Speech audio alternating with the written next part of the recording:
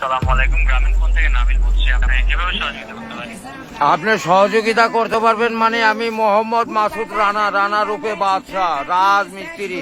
আমি নরসিংদী থাকি। আমার টাকা তোলার সাথে সাথে আপনি কাটালেন, আর আপনাকে আমি বাকি পাওনা তুলে দিয়ে তারপরে আমি ব্যালেন্স করে কথা বলি, আমার মায়ের সঙ্গে কথা বলি। কেন টাকা পাই না আমি? এর কারণ কি?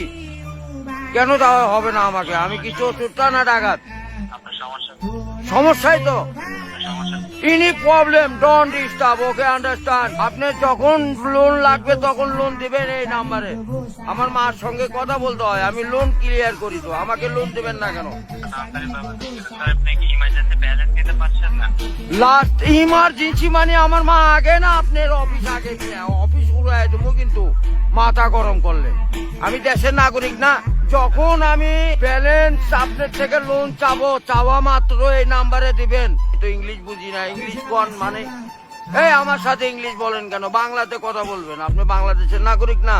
আর এই সলফল দয়া করে এই মোবাইলে টাকা পড়ছে আপনার সঙ্গে কথা বলার জন্য। ইংলিশ বলবেন না আমার সাথে। মোহাম্মদ মাসুদ রানা ওরফে বাদশাহ, নাম মনে রাখেন।